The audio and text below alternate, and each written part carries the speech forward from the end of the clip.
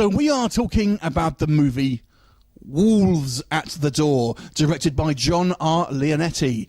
Now, this is not about werewolves, nor is it about actual wolves. It is, in fact, a story of the Manson family massacre that happened in the late 60s that saw the life of Sharon Tate, along with a few of her friends, get taken away by a gang of ruthless murderers, led by, of course, Charles Manson. Now, this is a air quotes, loose adaptation in the fact that I think they have added some kind of elements to basically give it a bit more of a narrative, and also they never really refer to people by their full name, so there is a case of Sharon is just Sharon rather than Sharon Tate, and we never hear the name Manson. From that, I'll also say this actually has an interesting Marvel and DC dynamic. You have Katie Cassidy, who plays the Black Canary in the show Arrow. She plays Sharon, or Sharon Tate. And then we also have a Marvel connection with Elizabeth Henstridge, who plays Agent Gemma Simmons in Agents of S.h.i.e.L.D. Here she plays Abigail. So you have that kind of Marvel and DC team-up that you've always wanted. This is probably about as near as you're going to get. So the story focuses on this small group of friends. They're gathered in this house to sort of celebrate. One of them is basically moving to a different area. And the house is descended upon by a group of maniacs, that being, of course, the Manson family. And it's basically about the kind of the cat and mouse games between these kind of killers, playing with their victims, taunting them and being some kind of weirdos, and ultimately murdering them.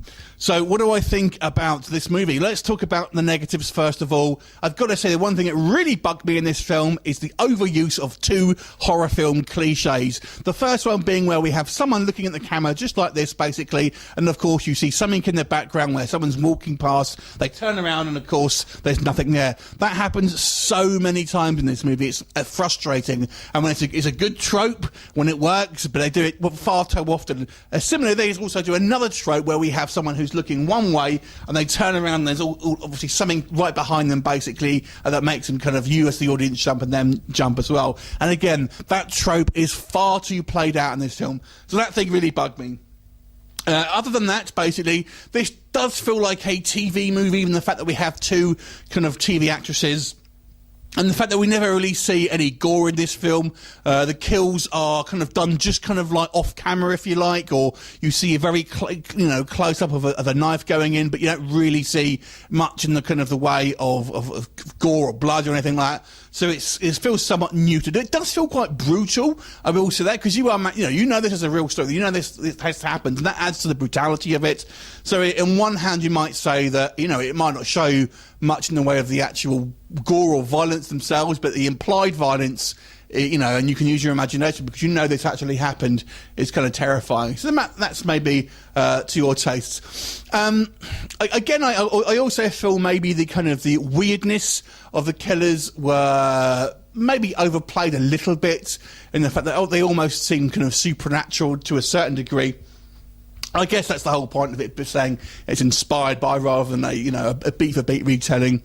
But overall, it did have some really kind of like creepy moments. On the other hand, it did a great job of really kind of having this unsettling feeling, because you know what's coming, and you're just thinking, you kind of want you want the people to kind of escape, but you kind of ultimately know the fate of them if you're obviously familiar with the actual tale itself.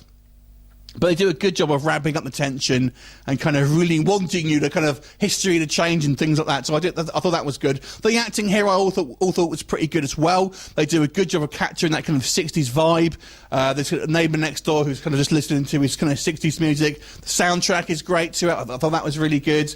And the killers actually do look pretty kind of like freaky and deranged. So overall, it was a pretty good, if somewhat muted, kind of like true life crime / horror film.